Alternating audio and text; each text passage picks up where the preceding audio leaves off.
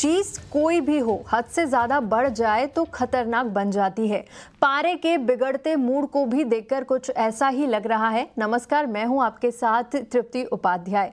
पूरे उत्तर भारत में गर्मी से लोगों का हाल बुरा है। हीट वेव की मार से लोग बेहाल है, लेकिन गर्मी की मार के साथ राहत की एक उम्मीद भी जगी है। मॉनसून अंडमान निकोबार से आगे बढ़ रहा है।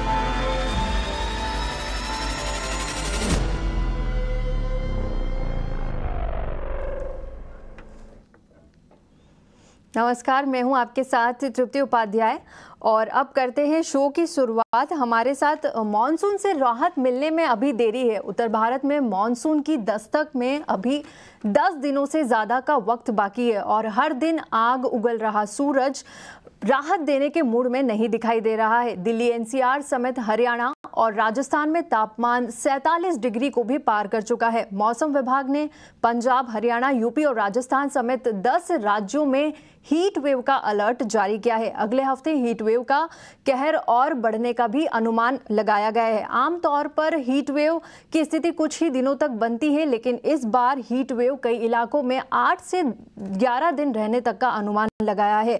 सवाल है कि हीट वेव की अवधि में 3 गुना का इजाफा कैसे हो सकता है। इसको बताने के लिए हमारे साथ चर्चा करने के लिए जुड़ गए हैं हमारे गेस्ट जीपी शर्मा, जो कि प्रेसिडेंट है स्काईमेट के। जीपी जी, आपका बहुत बहुत स्वागत है हमारे साथ शो में जुड़ने के लिए। सर, सबसे पहले मेरा आपसे सवाल है कि इस बार मॉनसून कब तक गर्मी से राहत मिलेगी और आगे के लिए क्या अनुमान लगाया जा रहा है? जी, मैंने सुना आपने जब मानसून के आने के बारे में थोड़ा खबर दी, लेकिन जहाँ पे अभी जैसे आपने बोला कि सूर्य आग उगल रहा है, उन क्षेत्रों में तो मानसून आने के लिए अभी बहुत वक्त है। 1 महीने से ज्यादा का वक्त है। जो उत्तर भारत में मानसून दिल्ली समेत जो है जून के आखिरी दिनों में आता है, तो अभी तो उसमें बहुत वक्त है। और वैसे भी क्योंकि अभी तो सबसे पहले केरल पे आना है, मेनलैंड केरल, जो कि सामान्य तिथि तो 1 जून होती है। तो उसके पास जब आएगा, हाँ, जब मानसून देश के कुछ भागों में आ जाता है, विशेषकर दक्षिण भारत में और मध्यवर्ती भागों में, उसका थोड़ा बहुत असर दिखना जरूर शुरू हो जाता है। और राहत तो तभी मिलेगी जब उत्तर भारत में मानसून आएगा, जो कि जून के जो आखिरी सप्ताह होता है, लास्ट वीक में, उसी वक्त हमें ऐसा कुछ रिलीफ मिलने की संभावना रहेगी। लेकिन इस बार परिस्थितियां कुछ ऐसी बनी हुई हैं, जैसे कि आपने भी बताया, हीट वेव बहुत लंबी चल रही है। जनरली 2, 4, 5 दिन के बाद कुछ ना कुछ थोड़ी राहत मिलती है। कोई एक्टिविटी, वेदर एक्टिविटी, थंडरस्टॉर्म कहिए या कुछ शावर कहिए या कुछ डस्ट स्टॉर्म ही कहिए, तेज हवा के साथ चाहे आंधी ही आए, तो उससे कुछ राहत जरूर मिलती है। लेकिन ऐसा कुछ परिस्थिति अभी बन नहीं रही इन भागों के लिए जिनका आपने जिक्र किया। तो इसलिए, और मैं तो कह रहा हूं, अगर हफ्ता 10 दिन हो गए हैं तो इतना ही समय कम से कम और लेके चलिए। अभी ऐसी कोई संभावना नहीं बन रही कि जिससे कुछ ऐसी वेदर एक्टिविटी होगी जिनमें कि इन क्षेत्रों में जहां की तापमान सामान्य से 5, 6, 7, 8 डिग्री तक ज्यादा है, वहां ऐसी कोई संभावना नहीं बन रही। जी डॉक्टर साहब, इसके साथ ही मुझे पूछना है कि ऐसी स्थितियां क्यों बन रही है। हमने रिपोर्ट में देखा कि 1901 के बाद 2024 सबसे गर्म साल रहा है और जिस हीट की हम बात कर रहे हैं, तो ये कहीं क्लाइमेट चेंज का ही असर है, जिसकी हम पिछले कुछ सालों से चर्चा करते आ रहे हैं कि क्लाइमेट चेंज के बहुत सारे इम्पैक्ट हमको आने वाले कुछ सालों में दिखने वाले हैं। नहीं, मेरा ऐसा विचार नहीं है। इसको हम क्लाइमेट चेंज से या ग्लोबल वार्मिंग से बिल्कुल भी नहीं जोड़ेंगे, क्योंकि ये मई का महीना जरूर, और जून का भी जो पहला हाफ होता है, उसमें ऐसी परिस्थितियां विशेषकर इन भागों में, उत्तरी भागों में देखने को जरूर मिलती हैं। जितनी तेज गर्मी होगी, और मुझे याद है, अगर आप 20-25 साल पहले की बात करें, हमें याद है ऐसी ही गर्मी उन दिनों में भी जरूर देखने को मिलती थी। कोई नई बात नहीं है। दिल्ली की बात करें, 2020 में ही तापमान 46 डिग्री क्रॉस किया था। और पिछले साल की से पिछले की बात करें, पिछले 15-20 साल के अंदर लगभग 6 या 7, या मुझे याद है 6-7 साल होंगे जबकि तापमान 45 डिग्री को पार किया है। इस बार तो अभी बना ही नहीं ऐसा। अभी तो 44.4 डिग्री सबसे ज्यादा तापमान था जो ऑफिशियल ऑब्जर्वेटरी है दिल्ली की। तो अभी तो तापमान बढ़ेंगे। अभी जो मैंने बताया कि ये हीट वेव का स्पेल इस मंथ एंड तक तो चलेगा ही चलेगा। तो इस दौरान काफी सारे क्षेत्रों में जहां पहले ही हीट वेव की स्थिति है, वो सीवियर हीट वेव भी बन जाएगी दिल्ली समेत, और काफी सारे पंजाब, हरियाणा और राजस्थान के क्षेत्रों के समेत। और उसमें कोई भी अभी राहत मिलने की संभावना मुझे नहीं दिख रही है। तापमान 47-48, मैं तो कह रहा हूँ हो सकता है 48 डिग्री तक भी राजस्थान और उसके सटे हुए क्षेत्र जो पंजाब के बॉर्डर एरियाज हैं, और हरियाणा के जो राजस्थान से सटे क्षेत्र हैं, सिरसा, भिवानी, फतेहाबाद और पंजाब के जैसे फिरोजपुर, फाजिलका, ये वाले जो बठिंडा समेत फरीदकोट क्षेत्र हैं, इनमें तापमान कभी भी, मैं तो कह रहा हूँ 48 डिग्री इसी सप्ताह जो अगले 7 दिन की बात करें उसको छू जाएगा। जी जी। और इसी के साथ हमारे साथ जुड़ चुके भाईलाल आमीन हॉस्पिटल की फिजिशियन डॉक्टर केशा माकड़ भी हमारे साथ चर्चा में जुड़ गई है। लेकिन उससे पहले हम देखते हैं कि राजस्थान में हीट वेव से बुरे हालात है। गर्मी की वजह से दिन में सड़कें सूनी हो जा रही है। गर्मी के सितम पर जयपुर से देखिए हमारे सहयोगी भंवर पुष्पेंद्र की ये रिपोर्ट।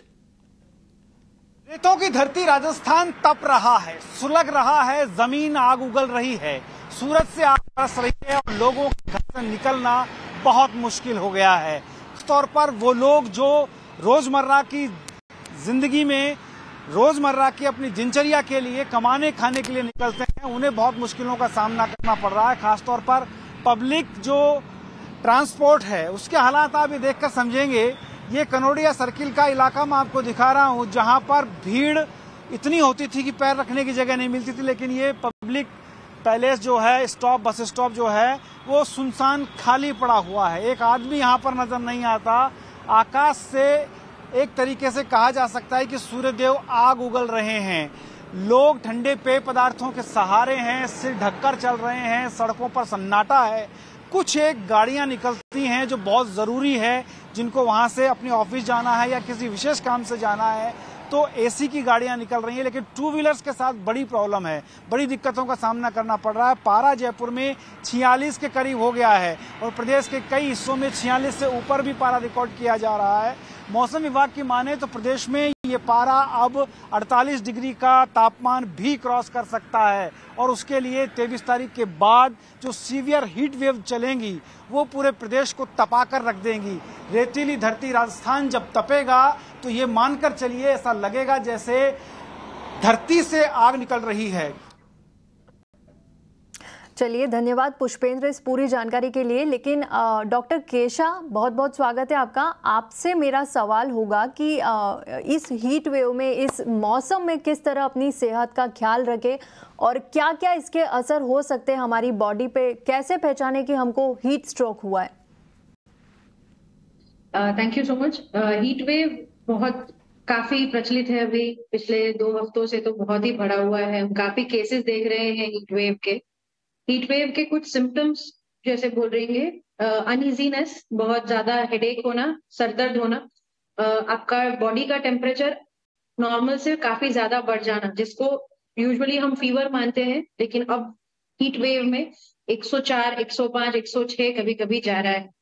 उसके साथ साथ आंखों के आगे अंधेरे आ जाना या तो बेहोशी का आपको सेंस आना, ये सब चीजें हीट वेव, हीट स्ट्रोक की तरफ साइन है। हीट वेव से बचने के लिए एक इम्पॉर्टेंट चीज है जो हमें ध्यान रखनी है, वो है हाइड्रेशन, मतलब कि पानी पीते रहना।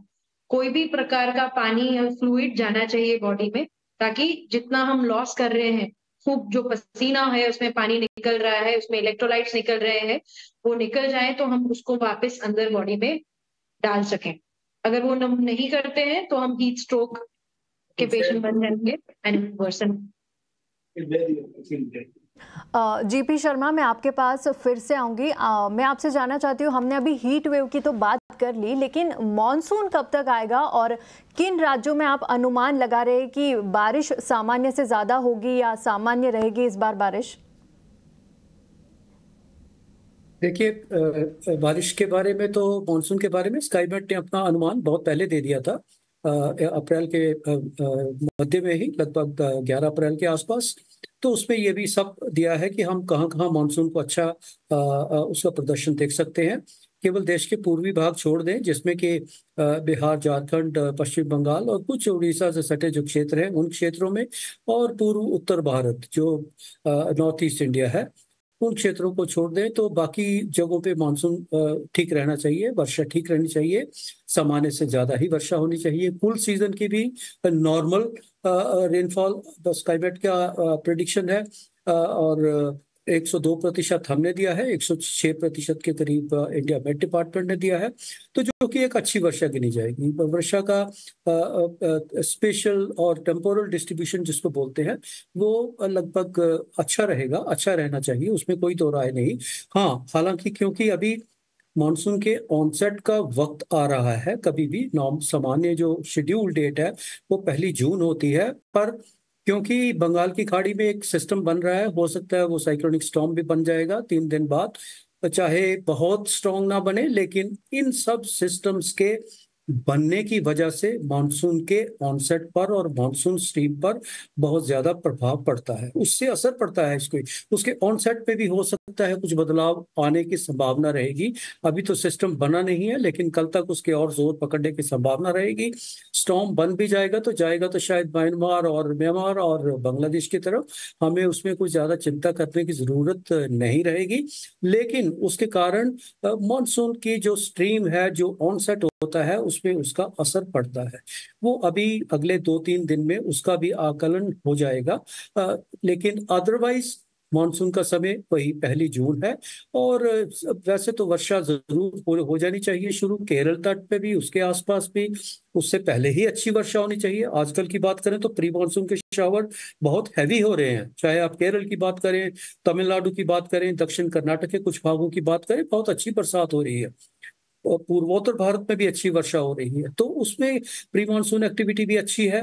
और जब मानसून ऑनसेट हो जाएगा तो उसमें भी हमें ऐसी उम्मीद है कि हो सकता है थोड़ा फेरबदल उसके समय में जरूर हो सकता है ऑनसेट पे, लेकिन कुल मिला के जो मानसून का वर्षा है, जो ऑनसेट है, या उसके बाद से जो दक्षिण भारत में शुरू होता है, वो सामान्य ही रहना चाहिए, अच्छी मानसून होना चाहिए। जी जी जी जी जी, धन्यवाद जीपी शर्मा जी। और डॉक्टर केशा, मेरा आपसे एक और सवाल है कि किस तरह से किन लोगों को इस हीट वेव से ज़्यादा परेशानी होती है? क्या बच्चों में कुछ अलग तरीके के सिम्टम्स होते हैं अगर उन्हें हीट स्ट्रोक होता है? और बुजुर्गों को अपनी सेहत का ख्याल किस तरह से रखना चाहिए इस मौसम में? जी, बच्चे और बूढ़े ऑब्वियसली काफी और इजीली हीट वेव के हो सकते हैं, उनको बहुत जल्दी हीट वेव, उनके बॉडी में रिजर्व बहुत कम होता है। सो डेफिनेटली बच्चों को और बड़े बुजुर्ग लोगों को, दोज हु आर अबव 60, उनको हो सके उतना कम जाए धूप में, अपने पानी पीते रहने का एक रिमाइंडर लगा लें अपने पास, हो सके उतना ज्यादा पानी पिए। और कुछ भी सिम्टम जैसे कि सर दर्द है, बेहोशी की हालत लगे, बुखार आ जाए बहुत ज्यादा, तो तुरंत आप हॉस्पिटल जाएं। पानी का आपका जो लेवल है वो मेंटेन रहना चाहिए। जी जी केशा जी, तो एक और सवाल रहेगा आपसे कि खाने पीने में किस तरह का ध्यान रखें इस मौसम में? ये तो हीट वेव की बात है, इसके बाद मॉनसून भी आएगा जिसमें हमें अपनी सेहत का कुछ ज़्यादा ध्यान रखना होता है। तो उसके लिए आपकी क्या सलाह होगी हमारे दर्शकों के लिए? किन चीज़ों का पालन करें, कौन सी एक्सरसाइज करें, खाने पीने में किन चीज़ों से दूर रहे और किन को अपनी डाइट में शामिल करें? अभी जितना आप पानी पिएंगे ज्यादा, तो उतना आपको भूख कम लगेगा। ऐसे भी इतनी गर्मी में भूख कम लगती है, लेकिन इसका मतलब ये नहीं कि कम खाएं। हो सके उतना न्यूट्रिशियस फूड खाएं। शुगर जितना ज्यादा लेंगे उतना ज्यादा आपको और खाने का मन करेगा, जबकि आप इतनी गर्मी में एक्सरसाइज इतनी ज्यादा नहीं कर पाएंगे। लाइट एक्सरसाइज चालू रखें, regular exercise is more important, वो करें। और हो सके उतना शुगरी डाइट, जो चीजी है, शुगर वाला है, वो कम खाएं। उससे उससे ज्यादा आप पानी वाली चीजें जैसे कि फ्रूट्स हो गए, वाटरमेलन हो गया, फ्रूट्स दूसरे हो गए, वो सब खाएंगे तो आप you be have a better health. जी केशा जी, और इसी के साथ हमारे साथ चर्चा में जुड़ गए हैं डॉक्टर CL बंबोली, जो कि पूर्व CMHO है। डॉक्टर साहब, आपका बहुत बहुत स्वागत है हमारे शो में। सर, तो जिस तरह का मौसम अभी बाहर हो रहा है, हीट वेव है, कई जगहों पर रेड अलर्ट है, ऑरेंज अलर्ट है, तो इस मौसम में अपनी सेहत का किस तरह से ख्याल रखा जाए और लोगों के लिए क्या सलाह होगी आपकी तरफ से? हीट वेव, ये गर्म लू भी कहते हैं। जी जी। ये प्राय मौसम में 2-4 दिन रहता है और नॉर्मल टेम्परेचर से टेम्परेचर ज्यादा हो जाता है, उसको हीट वेव कहते हैं, या हिंदी में लू भी कहते हैं। और जहां तक हो सके इससे गर्मियों से बच के रहना चाहिए, बाहर कम निकलना चाहिए, पतले सूती कपड़े पहनने चाहिए, और प्यास लगे या न लगे बस पानी पीते रहना चाहिए, और बाहर की कोई चीज वस्तु नहीं खानी चाहिए। शुक्रिया। इसी के साथ हम शुक्रिया करेंगे डॉक्टर GP शर्मा जी का, डॉक्टर केशा माकड़ और डॉक्टर CL बंबोली का हमारे साथ शो में जुड़ने के लिए। उम्मीद है कि हमारे दर्शकों को आपकी सलाह ज़रूर पसंद आई होगी और अगले शो में आपसे फिर से मुलाकात होगी। फिलहाल इस बुलेटिन में वक्त एक छोटे से ब्रेक का। ब्रेक के बाद हम बात करेंगे बाजार की।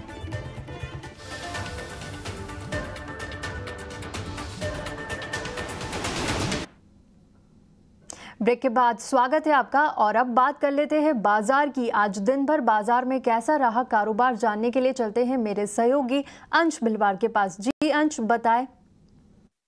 तो निफ्टी का यह 5वां सेशन है जब हमें लगातार खरीदारी नजर आई। दिन के निचले स्तर से 100 अंक से भी ज़्यादा चढ़कर 22,600 के आसपास क्लोज होता हुआ नजर आया। लेकिन अगर चार्ट पे देखा जाए तो ऑल टाइम हाई सिर्फ 0.9% दूर ही है, जहां पे एक्चुअली थोड़ा सा रेजिस्टेंस मिल सकता है, क्योंकि पिछले 2 बार ये 22,800 के आसपास से निफ्टी ने काफ़ी स्ट्रॉन्ग करेक्शन लिया हुआ है। निफ्टी बैंक की बात की जाए तो इंडेक्स का ये दूसरा सेशन है जब हमें बिकवाली नजर आ रही है, साथ ही साथ 50 DMA के नीचे फिसलता हुआ नजर आ रहा है। लेकिन चार्ट पे देखा जाए तो एक सपोर्ट चैनल नीचे से ऊपर आता हुआ नजर आ रहा है, और ये सपोर्ट अराउंड 47,400 से 47,500 के पास है, जहां पे एक अच्छी खरीदारी और सपोर्ट दिख सकता है। दूसरे बॉर्डर इंडिसेस की बात करें तो मिड कैप ने रिकॉर्ड हाई का स्तर छुआ है चौथे सेशन के लिए, और साथ ही साथ अगर चार्ट पे देखा जाए तो ये 9वां सेशन है जब हमें लगातार खरीदारी नजर आई। इस खरीदारी के साथ साथ mid cap actually overbought zone में जा चुका है RSI के हिसाब से, और RSI जो लेवल पे है वहां से पिछले बार 2 बार यहाँ पे मिड कैप ने करीबन 5% का करेक्शन दिया हुआ है, तो यहाँ पे मिड कैप के लिए थोड़ा सा कॉशियस सिग्नल नजर आता है। स्मॉल कैप की बात की जाए तो ये दूसरा सेशन है जब इसमें लगातार बिकवाली नजर आई है।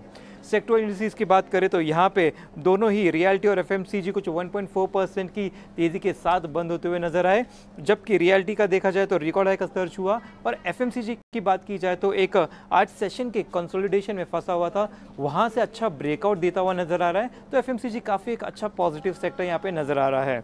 फार्मा की बात की जाए तो ये भी हरे निशान में बंद हुआ, और तीसरा सेशन है जब इसमें हमें लगातार खरीदारी नजर आई है। सेक्टर लूजर्स की बात करें तो Nifty metal top sector loser था। दरअसल मेटल इंडेक्स ने आज रिकॉर्ड हाई का स्तर छुआ था, लेकिन बाद में उसमें बिकवाली आया और नीचे के लाल निशान में बंद होकर टॉप सेक्टर लूजर के तौर पे बंद होता हुआ नजर आया है। दूसरे इंडिसेस की बात करें तो ऑटो इंडेक्स की 4 सेशन की खरीदारी के बाद जाकर आज लाल निशान दिखा है, तो PSU बैंक की ये 3 सेशन की खरीदारी के बाद लाल निशान नजर आया है। तो ओवरऑल देखा जाए तो काफी मिक्स सेशन रहा है। और अब वक्त हो गया है हमारे खास सेगमेंट 5 का पंच का, जिसको बताने के लिए जुड़ गई है मेरी सहयोगी पूजा त्रिपाठी। पूजा, बताएं आज कौन से वो 5 शेयर है जहां एक्शन देखने को मिला? जी, आज एक्शन वाले स्टॉक्स में सबसे पहले बात करते हैं सिप्ला की। कंपनी के एक ड्रग को मंजूरी मिल चुकी है जिसका कि इस्तेमाल कैंसर के इलाज के लिए होता है, और सिप्ला के जेनरिक प्रोडक्ट में काफ़ी आकर्षक मौके हैं। मौजूदा वर्जन में सिप्ला का 20% मार्केट शेयर है, और इस मंजूरी के बाद भी सिप्ला को काफ़ी ज़्यादा फायदा होगा। अगली नज़र डालते हैं इंश्योरेंस कंपनियों में। आज सरकारी जनरल इंश्योरेंस शेयरों में भी जोरदार तेजी देखने को मिली। न्यू इंडिया एश्योरेंस और GSE रीएश्योरेंस में करीब 6 से 10% का उछाल आज देखने को मिला। अगला स्टॉक है पीएनसी इंफ्रा। यहाँ पर भी शानदार तेजी देखने को मिली। कंपनी को 2 प्रोजेक्ट्स के लिए सबसे कम बोली लगाई है। करीब 4,990 करोड़ का प्रोजेक्ट है जिसके लिए कंपनी ने सबसे कम बोली लगाई और आज पीएनसी इंफ्रा के स्टॉक में शानदार तेजी देखने को मिली है। इसके अलावा स्ट्राइड्स फार्मा नतीजों के चलते स्टॉक में एक्शन था, घाटे से मुनाफे में आ चुकी है कंपनी और आय में भी देखेंगे तो 986 करोड़ से बढ़कर 1,084 करोड़ के आय के फिगर्स आए हैं। और आखिर में बात करते हैं कावेरी सीड्स की। यहाँ पर भी नतीजों के बाद शानदार तेजी देखने को मिली। करीब 8% की आय में 33% की बढ़त कंपनी ने दर्ज की। तो ये हैं आज के एक्शन वाले स्टॉक्स। और सिप्ला में आज 3% की तेजी देखने को मिली। तेजी के क्या ट्रिगर है बता रही है मेरी सहयोगी सृष्टि शर्मा। जी हाँ, सिप्ला को एक इंजेक्शन का अप्रूवल मिला है कि बड़ी खबर आ रही है सिप्ला के लिए, क्योंकि ये जो इंजेक्शन है जिसका नाम है जेनेरिक वर्जन ऑफ लैंड्रियोटाइड, ये एक ऐसा इंजेक्शन है जो कि ग्रोथ हार्मोन के डिसऑर्डर में काम होता है। कुछ एक ट्यूमर्स को ट्रीट करने के लिए भी ये इंजेक्शन में का काम होता है और सिप्ला को एक ये बड़ा अप्रूवल इसके जेनेरिक वर्जन के लिए मिलता हुआ नजर आया है। अब मुद्दे की बात ये है कि ये जो अप्रूवल है वो पीएफएस फॉर्म यानी प्री फिल्ड सिरिंज, एक सिरिंज में जो ऑलरेडी प्री फिल्ड फॉर्म होता है उसके लिए मिला है, पर पहले से ही इसके ब्रांडेड वर्जन में, जैसे कि 2 वर्जन होते हैं, एक जेनरिक और एक ब्रांडेड, तो ब्रांडेड वर्जन में जो है सिप्ला ऑलरेडी इस इंजेक्शन को बेचता हुआ नजर आया है, पर एक ये दूसरे वर्जन में है। अब अगर बात करें कि अगर पहले से ही ये दवा मौजूद है और सिप्ला की ही तरफ से मौजूद है तो उसकी कितनी सेल्स है और अब इस दूसरी जेनरिक दवा का कितना इम्पैक्ट हो सकता है सिप्ला के लिए, तो ऐसा एनालिस्ट का मानना है कि फिलहाल सिप्ला का करीब 20% मार्केट शेयर है पूरे ब्रांडेड वर्जन में और इसमें से अगर सिप्ला की सेल्स देखें तो पूरे साल में 100 to 150 मिलियन डॉलर्स के आसपास होती है। अब अगर इसमें अब ये जेनरिक वर्जन आ जाएगा तो इसमें उम्मीद है कि जो प्राइजेस हैं वो इसके कम रहेंगे, क्योंकि ब्रांडेड और जेनरिक के प्राइजेस कम होते हैं और क्योंकि सिप्ला जो है पहली कंपनी होगी जो इसका जेनरिक वर्जन लेकर आएगी, तो इसमें हो सकता है कि उनका 25% से ज़्यादा पूरे ओवरऑल में मार्केट शेयर हो, क्योंकि प्राइजेस इसके कम रहेंगे। और ऐसे में एनालिस्ट का मानना है क्योंकि 100 मिलियन डॉलर्स जो है ऑलरेडी इस दवा से आ रहा है, तो अब आने वाले समय में 100 मिलियन डॉलर्स और भी आ सकता है और एक ये सिग्निफिकेंट अमाउंट है सिप्ला के लिए, वो भी इसलिए क्योंकि 900 मिलियन का ही इनका जो है यूएस का बेस है। इसमें से अगर 100 मिलियन डॉलर ज़्यादा भी आता है तो 10% से ज़्यादा की सेल्स जो है इस प्रोडक्ट से आने वाले समय में हो सकती है जब ये प्रोडक्ट पूरी तरीके से मार्केट में उतर जाएगा। अब अगर बात करें कि अब सिप्ला ने तो जेनरिक वर्जन के लिए इसको अप्रूवल मिल गया है, पर क्या आने वाले समय में और भी कंपटीशन आ सकता है? तो जी हाँ, क्योंकि कुछ और कंपनीज ने भी इस प्रोडक्ट के लिए फाइल किया है और यूएस एफडीए की साइट के मुताबिक सन फार्मा भी इसके लिए ऑलरेडी फाइल कर चुका है। तो एनालिस्ट की उम्मीद है कि FY25 में जो है इसका भी एक सन फार्मा को भी इसका एक अप्रूवल मिल जाएगा, तो उस पर नज़र ज़रूर रखनी होगी। पर तब तक जो है सिप्ला यहाँ पे जेनरिक दवा बेचते हुए नज़र आ सकता है, उनके लिए एक ये बड़ी अपॉर्चुनिटी है। मैनेजमेंट ने ऑलरेडी बताया था कि कुछ एक अप्रूवल्स की वो उम्मीद कर रहे हैं पेप्टाइड डिवीजन में, तो ये पहला एक अप्रूवल है, पर आने वाले समय में 2 से 3 और ऐसे पेप्टाइड्स के अप्रूवल आते हुए हम देख सकते हैं। तो सिप्ला के लिए डेफिनेटली एक पॉजिटिव खबर है। और पीएनसी इंफ्रा में भी आज 12% की जोरदार तेजी देखने को मिली। शेयर अपने रिकॉर्ड ऊंचाई पर आज पहुंचा और इसकी डिटेल्स ले लेते हैं मेरी सहयोगी पूजा त्रिपाठी से। आज अगर पीएनसी इंफ्रा की बात करें तो शानदार तेजी देखने को मिल रही है। अपने डेली एवरेज वॉल्यूम के मुकाबले आज 10 गुना ज़्यादा वॉल्यूम है कंपनी का। पिछले 1 महीने में ही अगर देखें तो 25% की तेज़ी यहाँ पर देखने को मिल चुकी है और पिछले 1 साल में 65% चल चुका है। और अगर 2024 यानी वाईटीडी रिटर्न की बात करें तो 51% की तेज़ी स्टॉक में देखने को मिली है।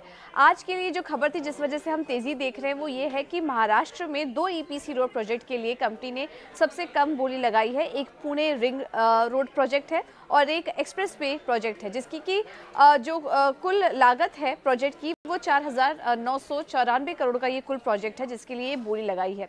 इसके अलावा कंपनी की जो ऑर्डर बुक है वो काफ़ी स्ट्रॉन्ग है। अगर दिसंबर 2023 तक देखें तो कंपनी की ऑर्डर बुक लगभग 17,380 करोड़ की है और FY25 में 12,000 करोड़ के ऑर्डर मिलने का भी अनुमान यहाँ पर बताया जा रहा है। 24 मई को कंपनी के नतीजे भी आने वाले हैं, तो उसमें और भी ज़्यादा डिटेल्स पता चलेंगी कि इस पूरे साल कंपनी की ऑर्डर बुक कैसी रही है और आगे की पाइपलाइन भी थोड़ा क्लैरिटी से पता चलेगी।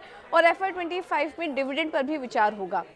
इसके अलावा कंपनी का जो वाटर सेगमेंट है वहां पर भी एग्जीक्यूशन में सुधार देखने को मिला है, बड़ी ग्रोथ वहां से आने की उम्मीद है और ये भी कंपनी के लिए काफ़ी पॉजिटिव है। तो ये तमाम फैक्टर्स हैं जिसके चलते हम देख रहे हैं कि आज पीएनसी इंफ्रा का स्टॉक ऊपर है। और इसी के साथ फिलहाल इस बुलेटिन में इतना ही, लेकिन ईटी नाउ स्वदेश पर खबरों का सिलसिला ऐसे ही जारी रहेगा।